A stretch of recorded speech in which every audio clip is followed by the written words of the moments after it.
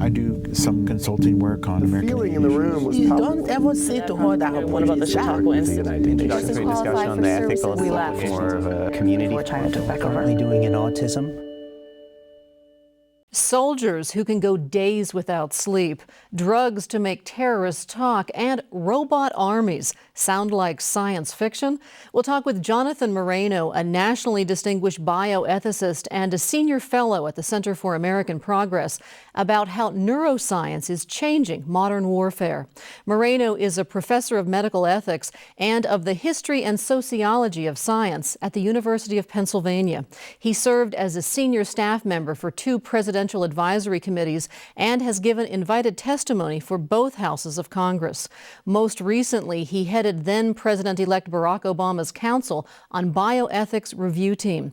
In his 2006 book, Mind Wars, Brain Research and National Defense, Moreno discusses the complicated relationship between neuroscience researchers and the national defense agencies that fund them. He also advocates for a kind of neurosecurity board to consider the ethical, political, and social implications of these advances. Moreno joins us in our University Park campus studio. He's an invited guest lecturer of Penn State's Rock Ethics Institute. Let's welcome Jonathan Moreno to the conversation. Thanks so much for joining us. By many measures, neuroscience research is the fastest growing area of science today. And in fact, you call it the genetics of the 21st century. What exactly is neuroscience? Neuroscience is a very complicated field that involves a number of different disciplines, and so one way to think of it is it goes all the way from something like making new and better ways of looking at the gray matter of the brain to new machines for scanning the activities of the brain, which might give us an insight into the mind. We'll talk more about that, to very complicated mathematical formulae that tell us what kind of computing the brain is doing. It also includes functional aspects of the brain or mind, like how we are set up to perceive the world around us, how we understand it. And all those things, the goal of neuroscience, broadly speaking, is try to understand how to bring the brain and the mind together, or what their relationship is, which is, of course, one of the great philosophical puzzles of the last 500 years. At the individual level, neuroscientists are working to find cures or prevention of Right. a lot of neurological and psychiatric disorders, so we understand that. But explain the military's interest in all of this. Well, if you think about it, the key in any conflict is to make the other person, the adversary, feel defeated. If the person feels defeated, then they are defeated. So how does the brain contribute to the sense that we can win or we have lost? What are the mechanisms that incline us to feel superior or inferior? What are the ways that we might be able to learn about the adversary's attitude and understanding about what they're doing? Now, consider, for example, the war on terror. I mean, one of the real puzzles, I think, about this kind of conflict is putting ourselves in the place of the adversary. You know, what are they thinking? How do they understand what they're doing? We seem to have an easier time of that in a way during the Cold War, because we sort of felt that we were kind of playing by the same rules that the Soviets were. But it's not clear that we're playing by the same rules as this new adversary. And so that seems to kind of force us back to some very basic questions. It's not about game theory, it's about psychology and culture. Psychological operations is what you're talking about, and Yeah. psych ops has been a part of the military since there's been a military, really. Yes, that's true. A lot of it has been historically about how to get the masses of people who were behind a state leadership to feel that they were in a competition they couldn't win. Dropping leaflets, radio broadcasts. Now psychological operations has a lot more to do, perhaps, with understanding how to get into the mindset of somebody, perhaps, that you've captured, that you're detained and that you're interrogating. And so perhaps instead of waterboarding somebody for information, maybe there's some way, because of what we've seen, the brain's activity, there knows a different way to get at the information we seek. Right. So there are, there are many ideas floating around, but one idea is that you might be able to develop a more effective lie detector. I mean, lie detectors we have are pretty clunky, but maybe you could actually understand what the brain does when it's engaged in a conscious deception. And so how does it look on the screen? Right. Now, there's a lot of problems with that because you may not realize you're engaged in deception, or you may be pathological. There are many ways of covering up, perhaps even to yourself what you're doing, self-deception, self-delusion. Another idea, though, is that we know that the brain releases certain kinds of chemicals when we think we're telling the truth. For example, right now in this nice conversation, you and I are making certain kinds of chemicals, neurotransmitters, that have to do with trust. I trust you to ask me really good questions, and you trust me not to make a fool of myself on your show. So we're making these chemicals. Now maybe we could actually artificially induce the creation of these chemicals in somebody's brain while we're asking them questions in an interrogation situation. And there are people who actually think that could be done. Now, that raises very interesting ethical issues about whether that's where we should go. I mean, so if we agree, however we define torture, let's say we agree torture is wrong. Well, is it torture to change somebody's brain chemistry in such a way that they are more honest with us for a short time? Right? What if you could give it to your car salesman, for example? Slip it in his or her coffee while you're negotiating. And part of the problem is the unintended consequences. Where is the research that today's neuroscientists are working on? Where does it end up? Right, and this is something that's true of virtually anything that human beings have invented. The fire and the wheel began to have military purposes pretty much as soon as somebody thought of them. And really the same is true for many of perhaps most of the technologies that people are working on. There's this concept in the world of military policy called dual use.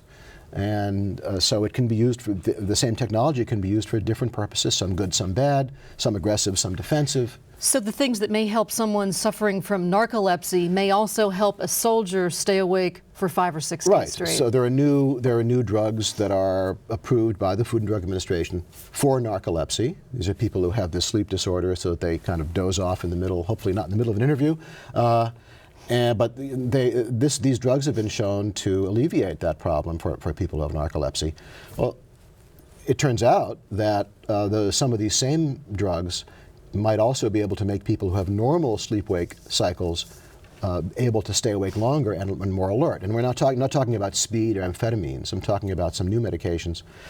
So since one of the big problems for, say, a combat soldier is that they often have to get by on 3 or 4 hours of sleep, like a truck driver who's driving across central Pennsylvania, like a shift worker, these new drugs may be able to keep some people, they are certainly able to keep some people awake and alert for, well, a day at a time, 24 hours, maybe more at a time. One of the things that you say in your book is different about what's happening among researchers today and what happened among physicists, researchers in the past is physicists knew that the work they were doing was going to be applied to the military. Right. And you say lots of neuroscientists working today haven't thought of that and don't realize what the applications might be down the road. Right. If you think about the Manhattan Project, the project to build the bomb during the Second World War, I mean, people were pursuing it partly because they were fascinated by the science, but partly also because they were in a wartime situation, and these theories that had been developed before the war suddenly became very pertinent, and the scientists, Einstein wrote a famous letter to FDR. At the same time, they were bothered by the moral implications, and as you remember, there was this big controversy about Dr. Oppenheimer in the 50s, who really came out against the bomb, even though he had helped to develop it. He was accused of being a communist and so forth. His security clearance was revoked. Well, the physicists grew up in a culture in which these issues were front and center. Biologists have had some of that because of biological weapons. But neuroscientists have not experienced that for the most part before. Now, there's some exceptions. In the book, I talk about the way that there was interest in LSD and other hallucinogens in the 50s by the CIA, in the 60s by the Army. But for the most part, people interested in the brain have not thought about their research as relevant to military applications. And that, I argue, is really needs to change. You wrote, before Mind Wars, you wrote a book called Undue Risk, Secret State Experiments on Humans, and it was really a book about the history and ethics of human experiments conducted for the military. Was Mind Wars sort of a natural extension of that, or what is it that sparked your interest in this particular book? You know, after I finished I started writing Undue Risk a few years after I had served on a Clinton advisory committee, I finished Mind Wars. I finished Undue Risk in '99, and it was published. And I thought, well, that's the end of that. In the 21st century, who's going to be interested in, in biological weapons and chemical weapons? That's a thing of the past. So then, the anthrax attacks happened after 9/11, and then I saw that there was going to be continuing concern about these issues. I also started attending meetings of bioethics professors and neuroscientists in the early 21st century. But nobody at those meetings was talking about the military side of neuroscience as I had talked about the military side of atomic, biological, and chemical weapons. In fact, you say that 35 to 40,000 people might show up for one of these neuroscience conferences, and yet if there's a neuroscience conference that's on the ethics side of this, 3 or 4 people sign up. It was much smaller. Now, I have to say that we've just had the first meeting of the Neuroethics Society. And there were you couldn't fit enough. The room was too small at the Association of Advancement of Science to fit all the people who were interested. So people are starting. There's a lot of interest in neuroethics. Engage. However, the military side is still a little alien to people, and I think there are a lot of cultural reasons for that. Part of it is that very few people in academic neuroscience have had experience in a national security context. Also, frankly, this stuff is creepy. To talk about neuroscience and national security reminds people of worries about brainwashing and mind control. And brainwashing, of course, during the Korean War, for example, you'd see American soldiers saying what sounded like treasonous things, and we didn't know what made it capable for them to do these sorts of things. Right, at a remarkable rate. Hundreds of guys signed false confessions when they were POWs in North Korea during the Korean War, and the CIA was understandably worried that the North Koreans and the Chinese, the communist Chinese, had figured out how to do more effective, efficient brainwashing. And LSD had only been around for, at that point, about 15 years, and there was some concern that LSD and maybe other hallucinogens like mescaline were being used as part of this process. Well, it turned out that wasn't true. What did make them the North Koreans and the Chinese were just very, very good at understanding peer pressure. They would put people in groups, they would re-educate them, and then if you deviated from the group message, you are an outcast. So that seemed to be one of the keys that they figured out. It wasn't anything more, there was no Asiatic secret or any big profound science secret. But it did get people like Dulles, Alan Dulles, who was the director of the CIA, very interested in what drugs could do. And this was the worry in the 50s, which I think is so interesting. They were worried that an important physicist could be kidnapped at an international meeting, given LSD, and made, as they put it in the more gentlemanly terms of the 1950s, indiscreet. So a man who was he'd tell all. Who was always a man, of course. A man with a high security clearance would tell all, not because he was a weak person, but because they gave him this powerful drug. Well, LSD doesn't work that way, but there were concerns at that time that this might be the case. Your book, Mind Wars, it sort of catalogs the technologies, the drugs, the processes that are either out there right now, are in development, others that are really far out and maybe far off, but you say everything you write about is within the realm of possibility. There are things that we may be seeing. Of all of the things that you've been reading about and hearing about, what are the most eye-opening kind of, you used the word scary a moment ago, scary to you? Yeah. That's sort of hard to say. There were a couple that come to mind. One is the idea of essentially putting an operator in the skin of a robot that's functioning in a combat context. And maybe 1,000 miles from the battlefield. Could be, right, exactly, or even just a few dozen miles, but safe in a bunker. Whereas he or she feels that they're in the drone aircraft or in the robot on the ground that's firing a weapon or doing reconnaissance. I mean, then you really have essentially a robot army, but with the advantage that you have the creativity and spontaneity of a human operator, which is what we may never get computers to do. There are some who say that the army of the future, being able to do 100 push-ups won't be too essential, but to be a computer whiz and have a strong thumb, someone who's grown up playing video games, may be what we're after. But I think we're going past the thumbs, Patty. I mean, we're going to eventually direct neural implants or ways to magnify what's going on in the brain in certain regions so that it can be read out to a machine, and the machine gives immediate feedback to the operator. I mean, that's, I think, where we're going. Maybe not in my lifetime, but ultimately.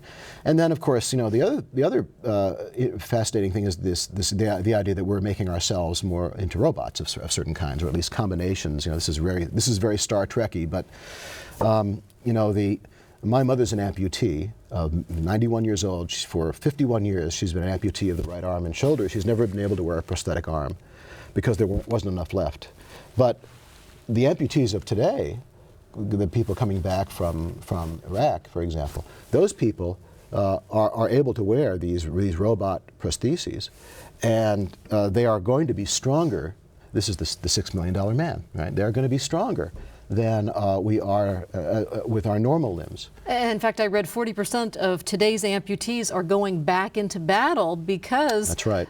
In some ways, they're more capable with this prosthetic arm than they were with their real arm. We're going to get better and better, there's no question, at making those things.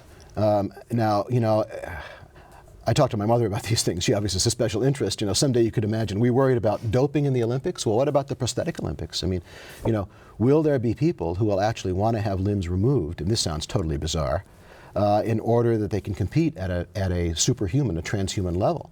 Now, I actually think that will not happen in sports so much, but it's more likely to happen in the military, because if it's a matter of our existential survival, we're much less likely, and I'm not endorsing this, I'm just saying it's a fact, historical fact, we're much more likely to cross lines if we think our survival is at stake. If we need better warfighters than anybody else, because we think our children's lives hang in the balance, we will be more likely to cross lines than we would in other areas of human endeavor. Speaking of crossing lines, some of what we know we learn for defensive reasons, some for offensive reasons. I'm wondering, you know, where the line is in the sand with regard to those two things. Well, this is a two-way street. I mean, again, this is this idea of dual use. What happens in the military can bleed out into the civilian world, the medical world, and vice versa. You know, so for example, some of these medications that are able to keep us awake for long periods of time that may be used in the military context, they were developed by the pharmaceutical industry. They weren't developed by the military. And by contrast, some of these prostheses we were just talking about, they may be developed and tested, innovated at VA hospitals, but eventually they're going to find their way out into the commercial zone. Well, speaking of some of these pharmaceuticals, you write in your book about beta blockers. Beta blockers, of course, were introduced for cardiac patients, but they seem to have an interesting application for soldiers. Yeah, there's some evidence that beta blockers have a kind of a side effect of blocking the consolidation of memory with emotion. That's basically how we manage to remember things that happened to us a long time ago. So that, you know, most people remember their first kiss because there's an emotional connection to it. There's a little organ in the brain called the hippocampus where this seems to happen, and then it's lodged and stored in some other part of the brain as a long-term memory. The beta blockers seem to inhibit that. So, you know, so if it's a bad memory. If it's a bad memory, maybe you might remember the state of affairs, but you wouldn't actually have the emotion attached to it. It would be more detached and objective. So, you know, there's some evidence that if you combine a beta blocker with psychotherapy, that you reduce post-traumatic stress disorder for people who have experienced a violent crime. Now, that may work also for soldiers, veterans who've been in combat. Now, take it to the next step. What if you gave somebody a beta blocker before they went into combat, before they saw or had to do terrible things to other human beings? So would this dull their conscience? Would that dull their conscience so that when they came home, and I think this is an incredible ethical dilemma that I like to give my students. On the one hand, they wouldn't have PTSD, perhaps, which is a terrible disease that you never lose. But on the other hand, would they have developed a kind of detachment to those events that we think is, do we want people that are kind of emotionless coming back from war? And I just don't know what to say about that. I mean, this seems to be an exquisite ethical dilemma. You talked about beta blockers being used to help prevent post-traumatic stress disorder, Yeah. and I'm wondering, what impact could beta blockers have on the way a soldier behaves Right. in the battlefield? A good question. I mean, so say we say, Charlie, we're going to give you this thing. It's going to make you less concerned about what you're seeing and doing when you're going out there on patrol today.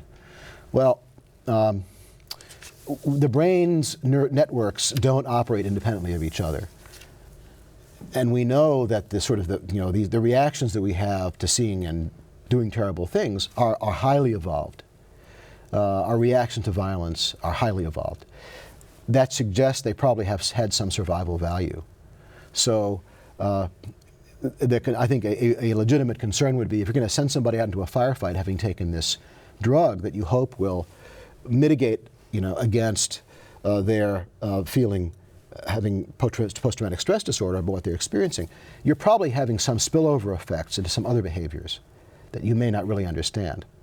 So that's if you were going to do a kind of experiment in the field with this stuff, that's a very high-risk experiment. So they may have no sense of shame or guilt or they might not, diminished conscience. Right, or they may their fight or flight mechanism may be impaired. There are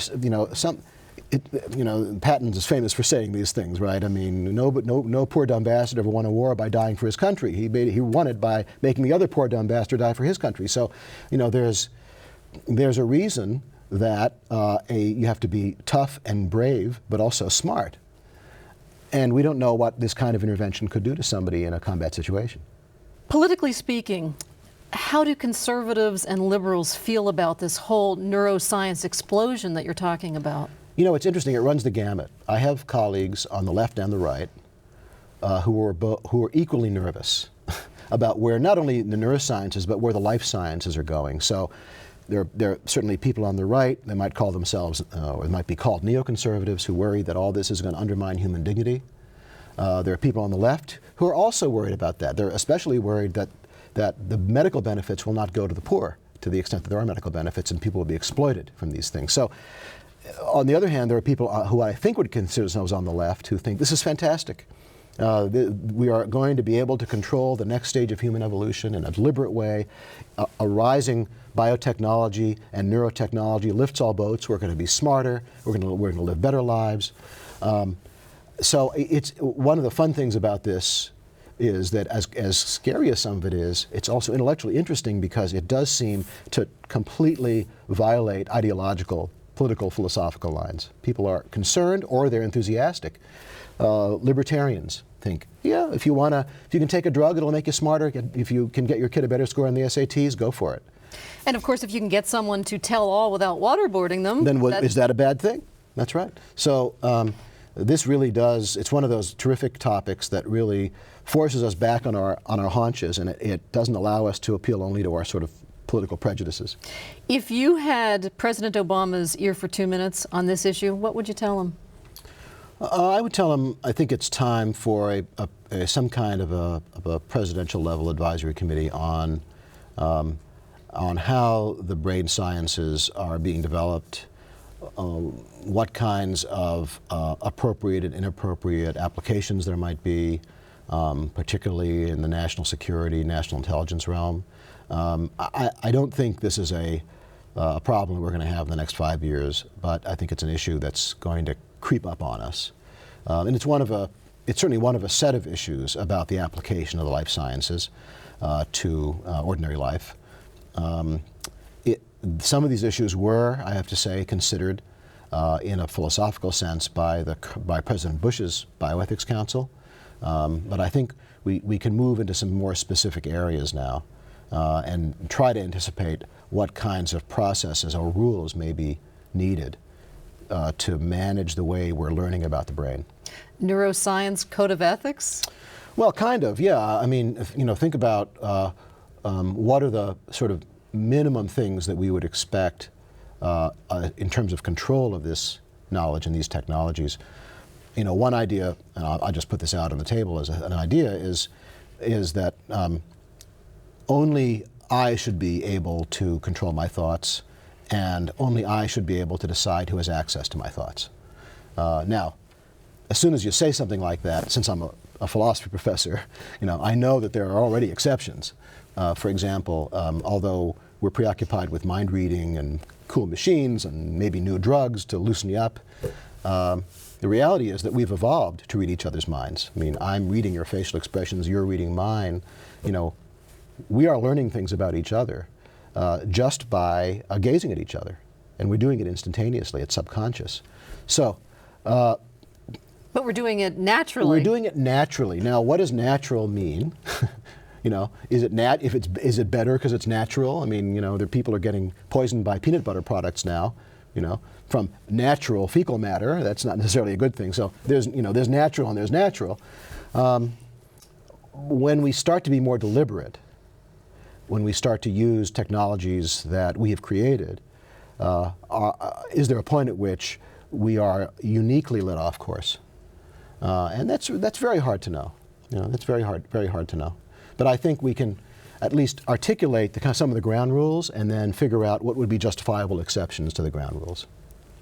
Now, you've been out talking with neuroscientists, and I should say that this is something, this is a field that you've been interested in since childhood, really. In a way, your yeah. father was a psychiatrist. One of his very best friends did work as a psychiatrist for the military. That's right, for the CIA. For That's what right. was the precursor to One the CIA. of the inspirations for Timothy Leary was this man, Henry Murray at Harvard. Yeah.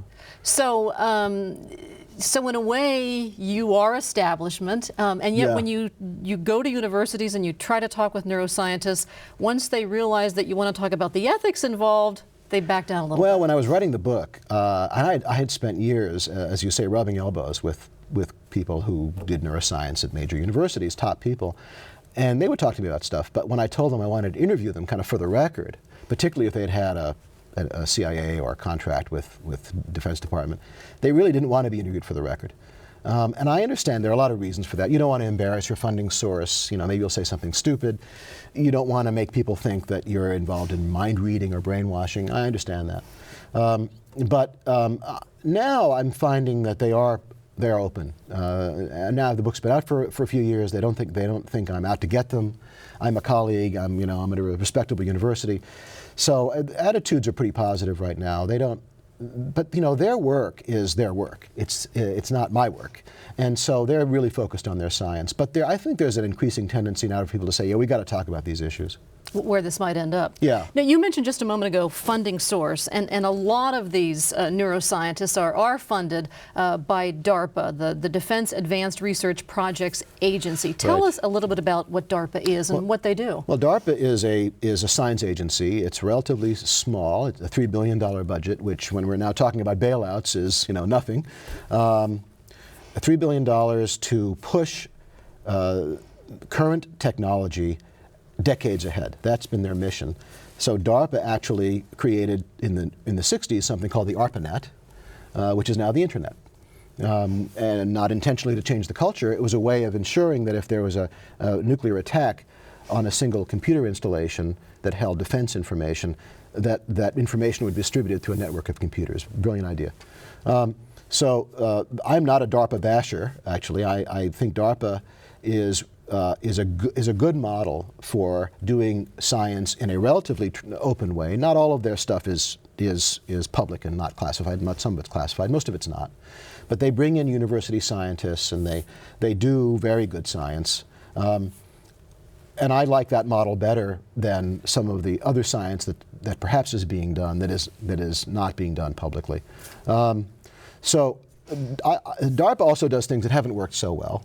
They haven't succeeded so well, but their goal is to do blue sky. Well, there's some indication that there was some interest during the Vietnam War, because rice paddies were mucky and swampy, of developing something like a giant robot elephant that could walk through the rice paddies. It reminds me of Star Wars a little bit. There was also a concern that during the Vietnam War that the Viet Cong had these tunnels that they would use to get around the region. And so the idea was maybe you could get a really disgusting odor that could smoke them out of the tunnels and yet keep them alive so you can interrogate them. So they developed, I'm not kidding about this, there was actually something called standard government toilet odor that was released, and unfortunately it made our people sicker than it made the Viet Cong. I think probably because the Viet Cong grew up on farms and they were used to really bad odors, and Americans in the 60s, even then, were not. So not everything works, but they made the stealth bomber, they made the internet I mentioned, the computer mouse. I mean, it's quite an amazing history. Well, one of the things DARPA says is to exploit life sciences to make individual soldiers stronger, Right. more alert, endurant, and better able Yes. to heal. Yeah. You mentioned a moment ago 20 years out, and Yeah. I know that you have been asked to be part of a committee to look at 20 years out, what Yeah. might our enemy be working on? Yeah. So this is very interesting. I finished the book. My editor said, you gotta end the book with a positive policy suggestion. So I suggested a committee, a federal advisory committee, to look at these issues: neuroscience, national intelligence. This should be a public conversation. Who's going to do that? Well, within a few months after I finished the book, I was invited by the National Research Council to sit on a Defense Intelligence Agency sponsored project to look at neuroscience and national intelligence. Actually, this is quite public. It was none was classified. It was published. It's on the web. August 13th, 2008 was when we published the final report. And the goal here was to tell the intelligence community what they should be looking for in neuroscience. In many ways, it's cycling back to the early 50s, when the intelligence community, the CIA in particular, was interested in hallucinogens like LSD. Now the intelligence community realizes that there is stuff going on in neuroscience. It's maybe 20 years out that they ought to be aware of. So that was our charge. What are the areas that an adversary might be interested in neuroscience? And speaking of cycling back, at one time the military was asking science fiction writers, Right. what's the craziest thing you could think of or Yeah. write about? And maybe perhaps the military ought to be thinking about those things too. Yeah, and actually, science fiction is not a bad place to turn, because very many of those people have a science background. Some of them, like Isaac Asimov is the classic example, were very good scientists. And they spend 18 hours a day thinking about these things, and most people don't. Now, of course, most science fiction is just fiction. But there does, and I say this as a kid who grew up with science fiction, of course, and can't wait for the next Star Trek movie to come out this year.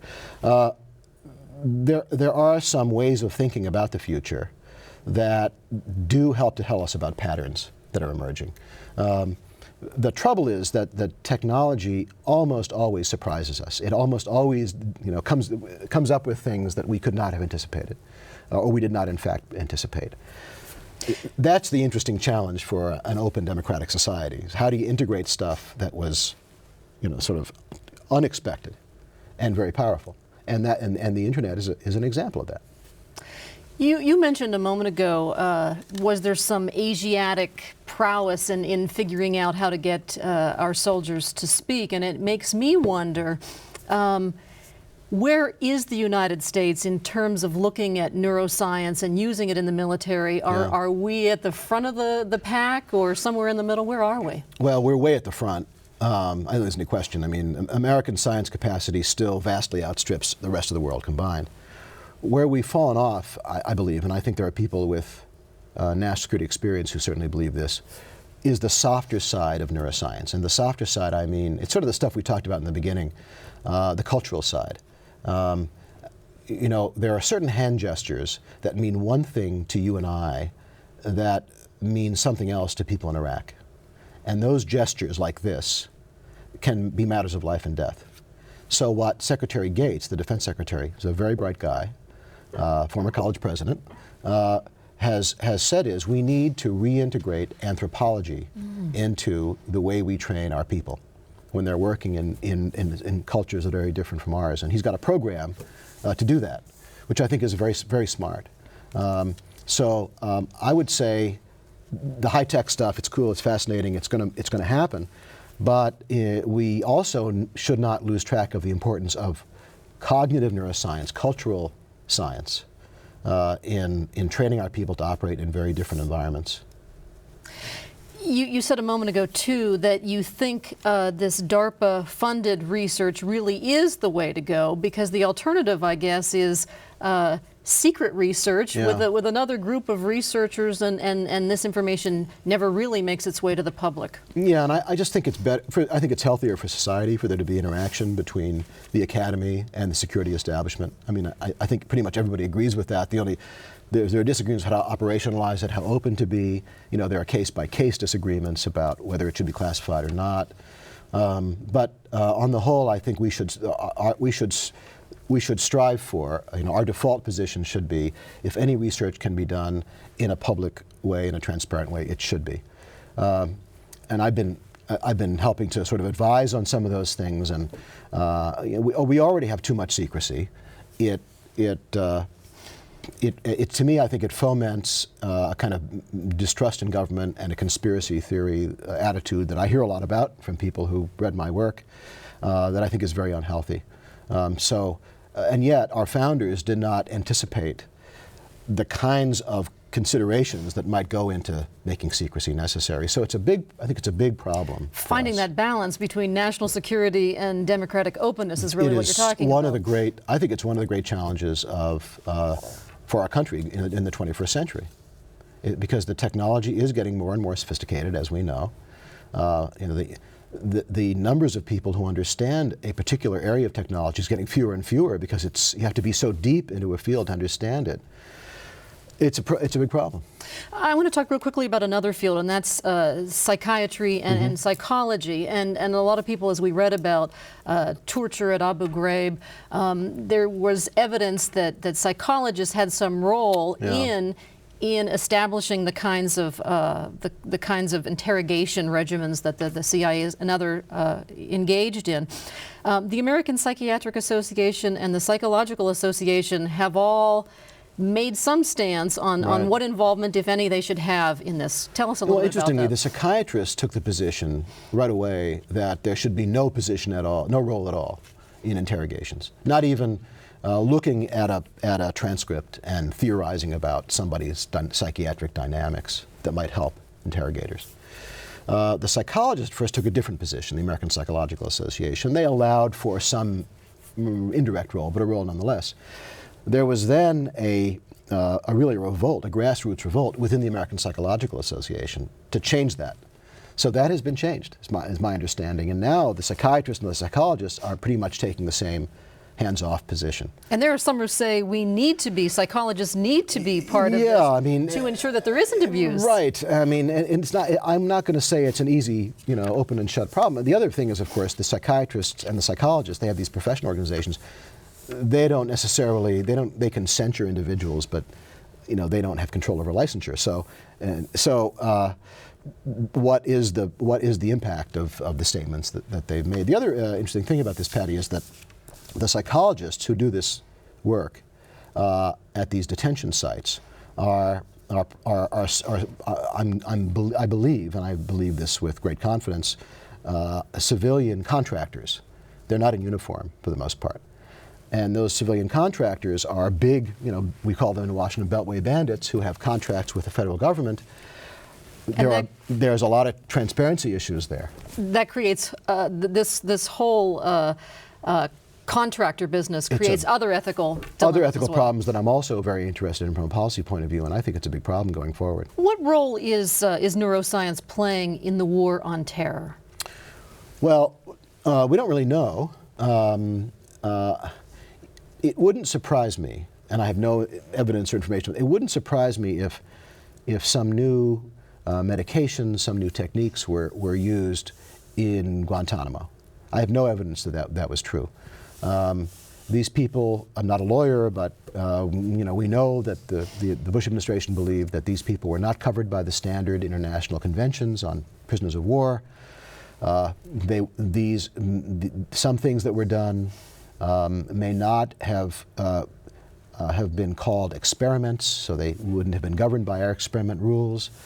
We don't know. But if waterboarding was acceptable, then it takes little imagination to think that perhaps using some medications to induce trust, for example, might have been tried or might have been considered to be acceptable. I have no evidence that that's true.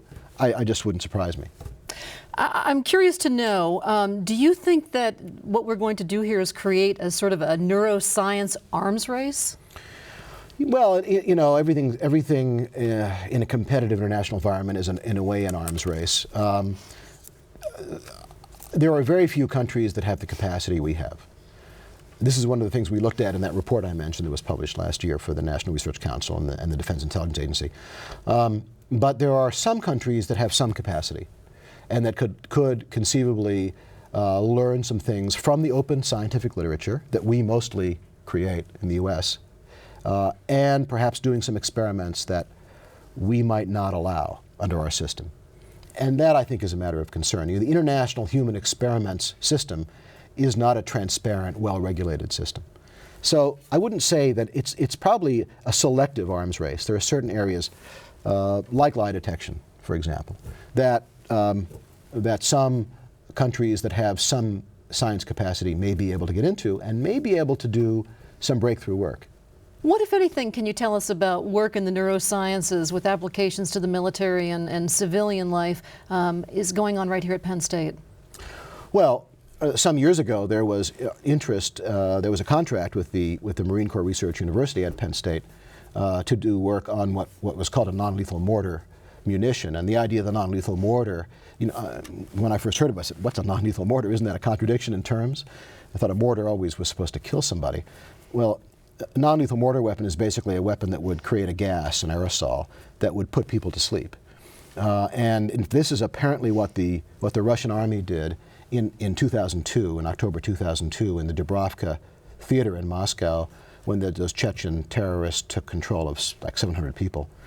This was supposed to be a non-lethal weapon, and it... Yes, they pumped probably a version of fentanyl, an opioid, into the building through the air conditioning ducts. And put people to sleep. Now, unfortunately, it seems that the emergency medical technicians did not know why these people were unconscious. Most of the children in the theater died. There is a pretty straightforward antidote that could have been used if they'd known.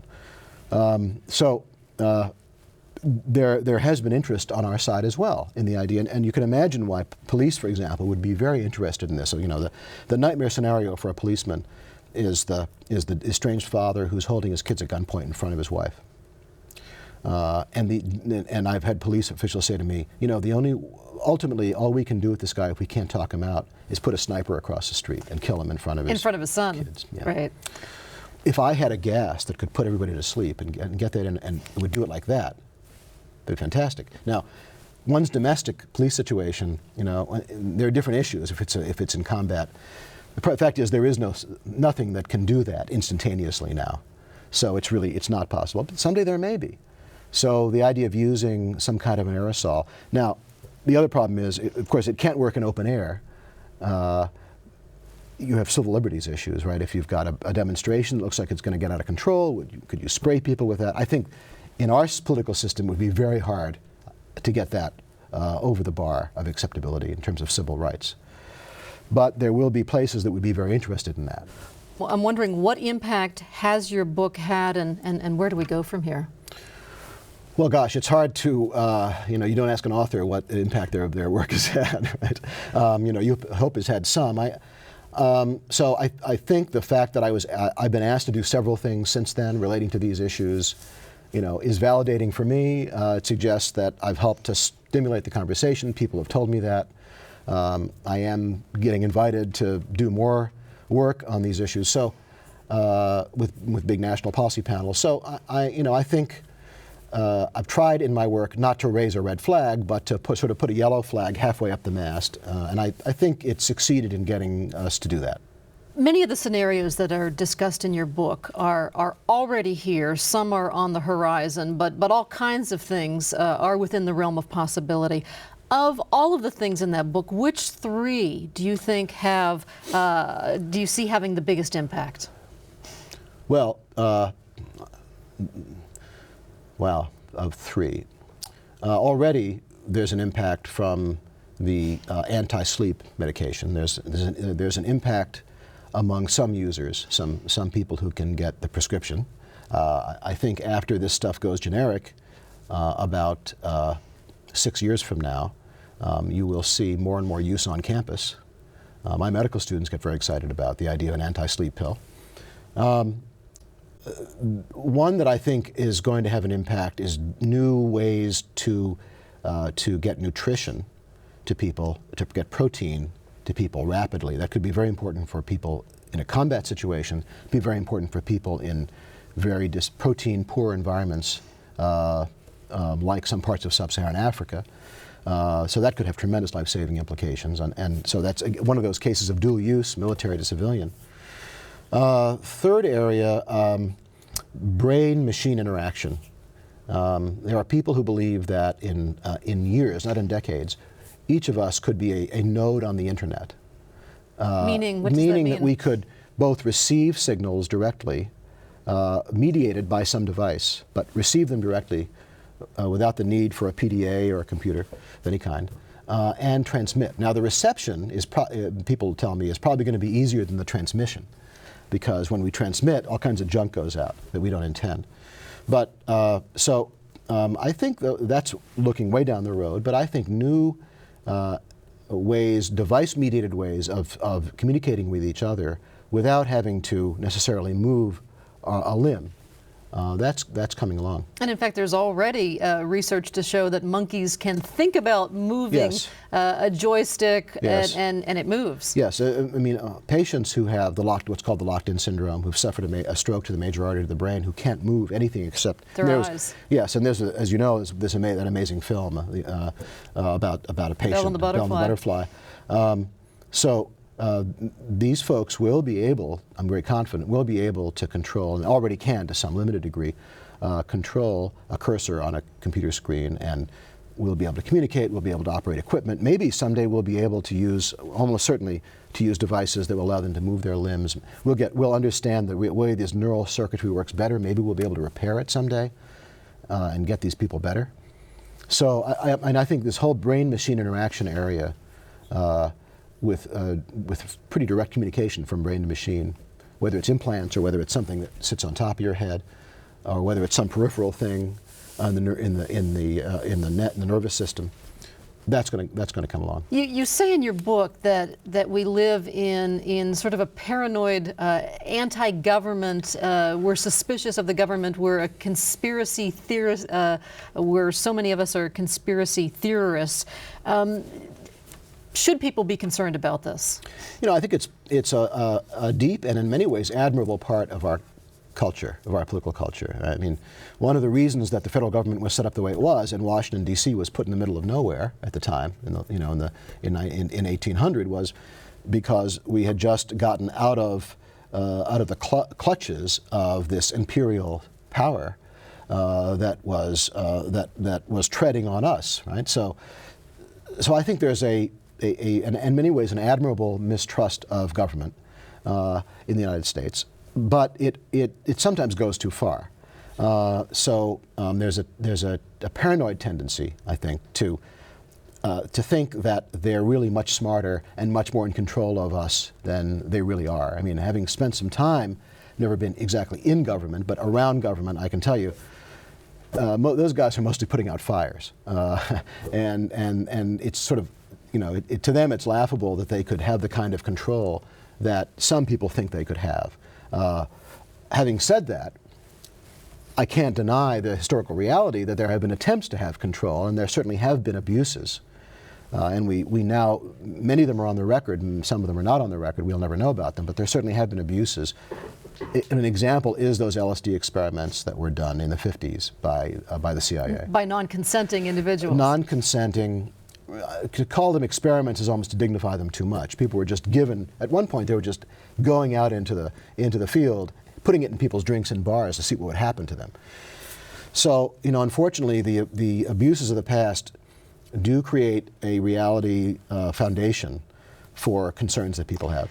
And on the flip side of this, the paranoid group are soldiers who you say and others say are more accepting, more trusting of authority, and those are the people who are going to be on the front lines of trying some of these things. I've talked to a lot of young soldiers, and to the officers who are responsible for them, because I have a special interest for about 15 years.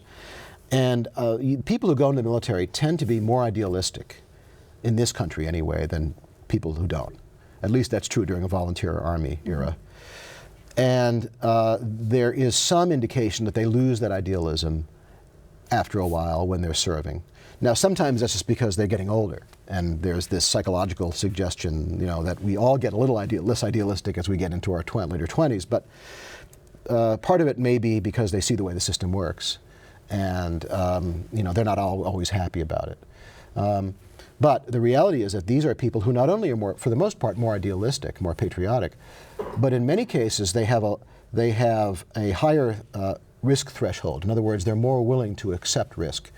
So this is one of the ethical problems with asking, say, somebody who's in special forces to take a pill or to do something. You know, I mean, they're more willing to accept risk. On the other hand, you know, who more appropriate to expose to risk for national security reasons than a soldier? This actually, I've done some work on this. This is a long debate in the history of the American military. Are fighting men, usually not women in this conversation, fighting men, appropriate to ask to take risks so we can learn things? Or is that wrong to make them human guinea pigs? And that, I think, is an interesting debate that has surfaced repeatedly, at least for the last 80 years or so. Now the view is, no, we shouldn't use soldiers or war fighters in experiments. But who do you use then? Right? Well, you know, who you tend to use is college students, if you're an academic scientist, or people who need the money, because oftentimes people who are getting some compensation or reimbursement at least, or you're doing experiments that involve patients, people who are actively ill, and kind of reinterpreting the data that you're getting from that medical context. But so now there are, of course, many people in the military who are in contact with me who commonly who believe that they have been experimented on. We had the anthrax vaccine issue in the Gulf War, which people believe may be implicated in Gulf War illness. You know, this seems just to be part of our society, that people are always skeptical. And again, some of it's healthy, skepticism in government, and some of it's not. Is there anything that keeps you up at night? Other than my usual aging insomnia and worrying about whether I filed my kid's tax form the way I was supposed to. Not this stuff. I don't seem to have the paranoid gene, you know, which is a good thing if you're going to write about this. Thanks so much for talking with us. Thank you, Patty. I hope you've enjoyed our conversation with Jonathan Moreno. If you'd like to read an excerpt from Moreno's book, Mind Wars, Brain Research and National Defense, please visit our website. Plus, you can join an ongoing discussion about some of the ethical dilemmas Moreno poses. Again, visit our website for those features. And until next time, thanks for joining us. Production funding provided in part by the Corporation for Public Broadcasting and by viewers like you. Thank you. This has been a production of WPSU.